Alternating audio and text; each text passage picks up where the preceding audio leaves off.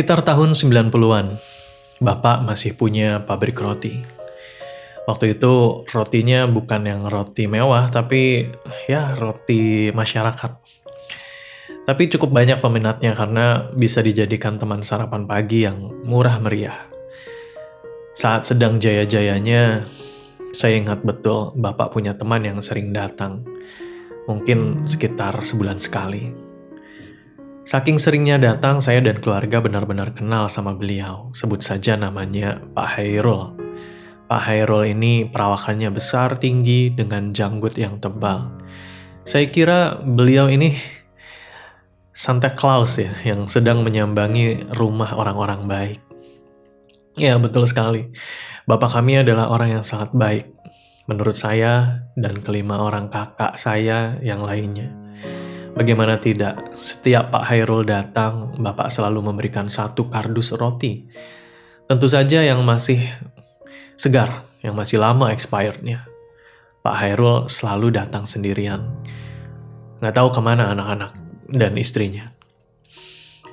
Banyak yang diceritakan Bapak bersama Pak Hairul ini. Kadang mereka tertawa, terdiam, kadang juga menangis bersama. Beberapa waktu di penghujung tahun 1998, Pak Hairul datang bersama seorang gadis. Usianya waktu itu 5 tahun. Saya nggak tahu apakah anak perempuan itu adalah anak Pak Hairul atau bukan, karena baru kali itu saya melihatnya.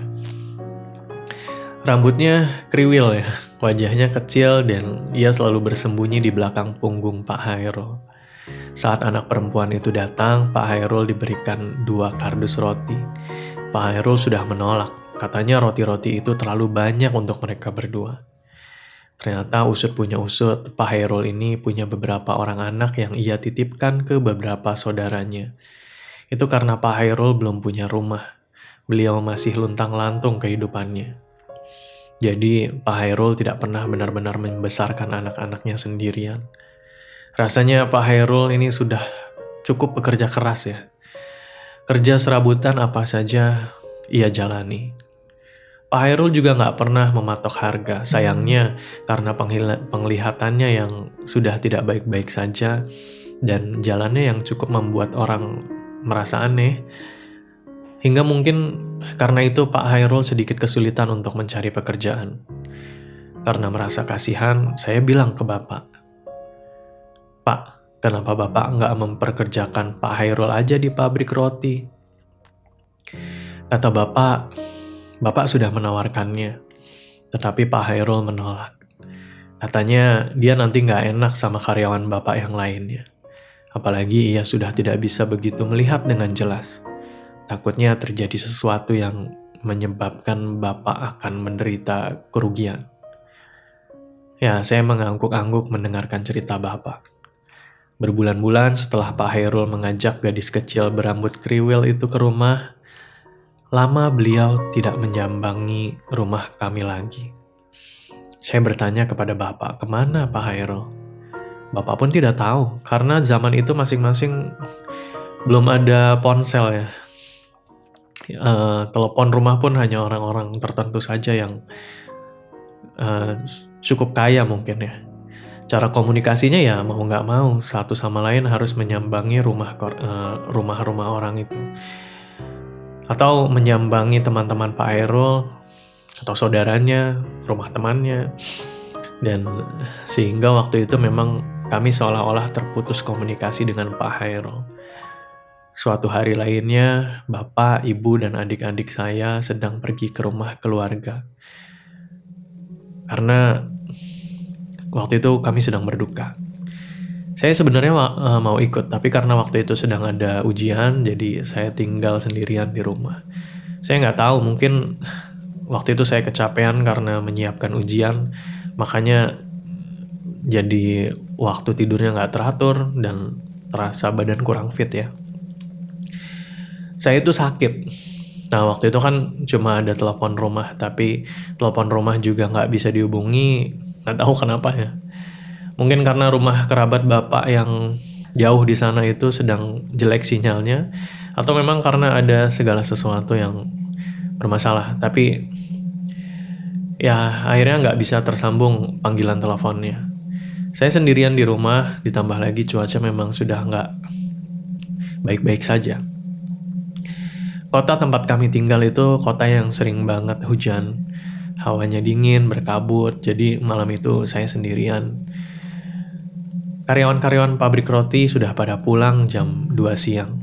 Saya benar-benar sendirian, mana nggak enak badan, rasanya seperti mau demam.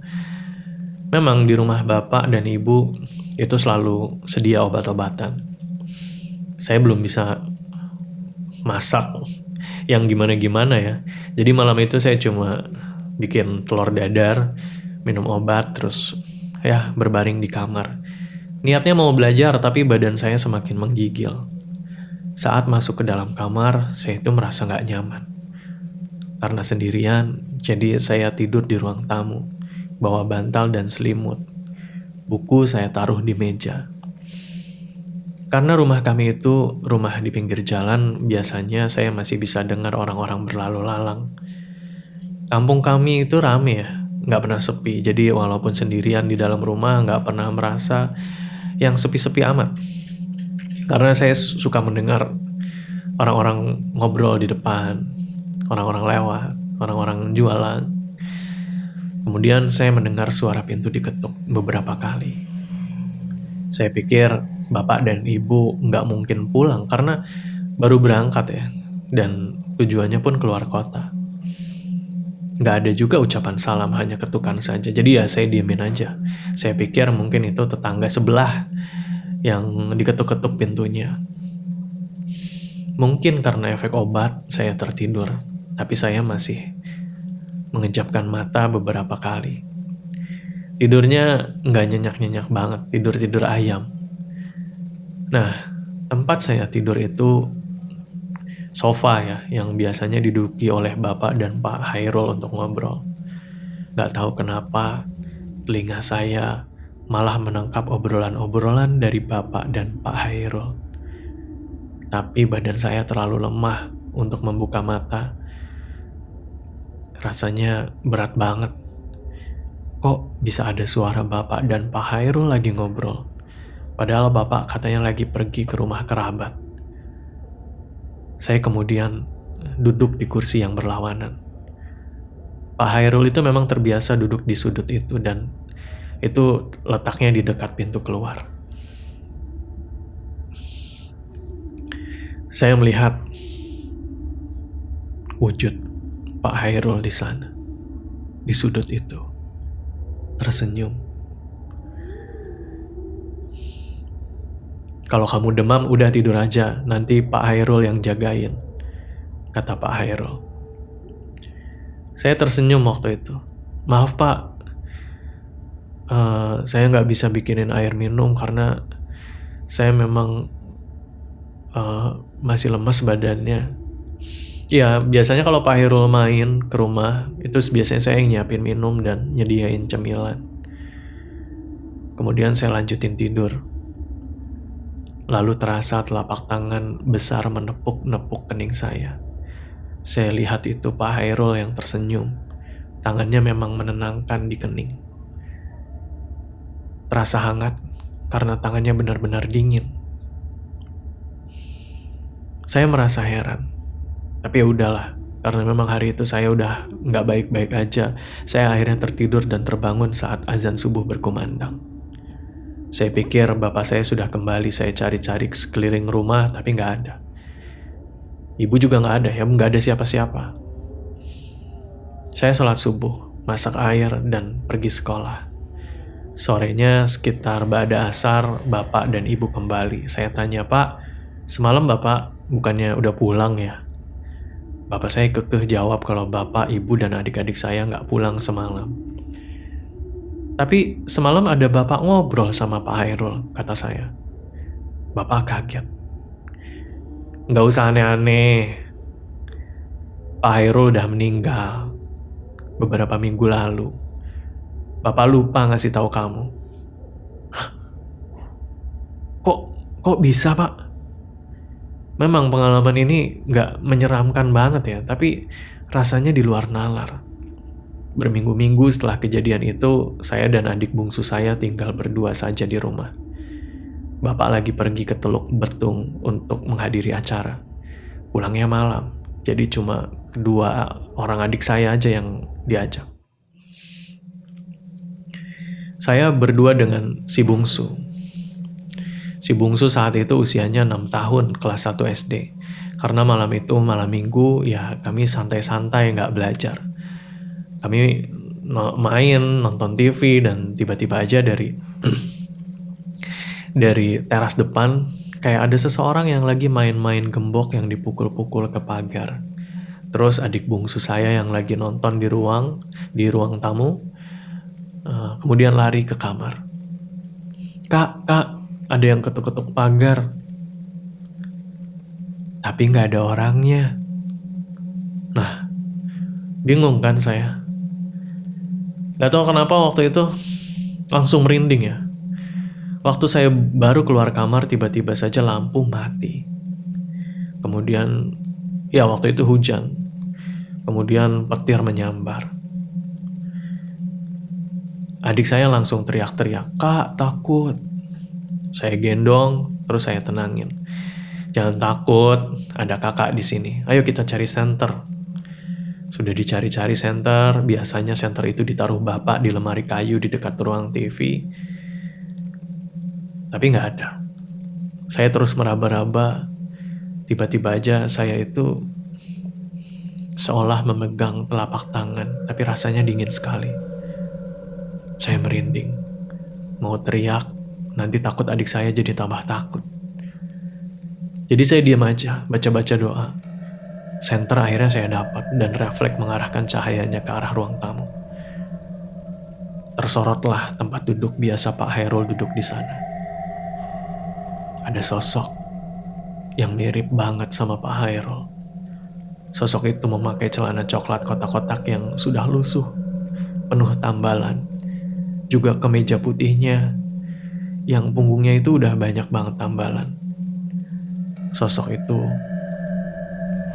cuma tersenyum sambil seperti menganggukkan kepalanya perlahan. Saya mengucap astagfirullahaladzim. Saya kan udah tahu dari bapak kalau Pak Hairul udah meninggal.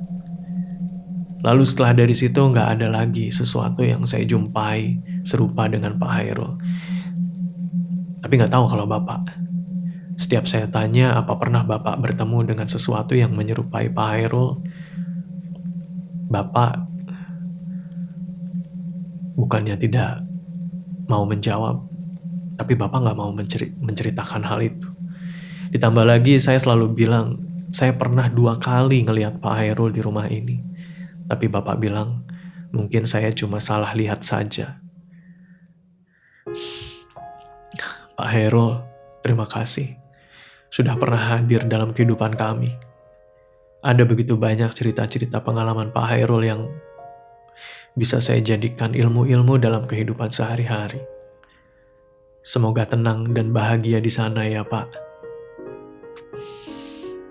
Itu dia untuk mencekam episode kali ini. Terima kasih sudah mendengarkan. Jangan lupa di subscribe channel Do You See What I See. Nyalakan lonceng notifikasinya. Dan jangan lupa juga berkunjung ke channel pribadi saya di Raden Ruli.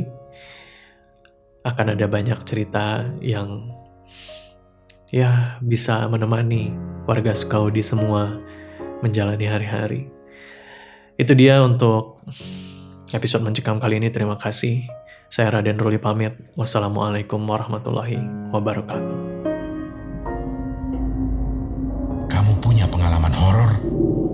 Kirim ceritamu ke podcast.ceritahoror@gmail.com.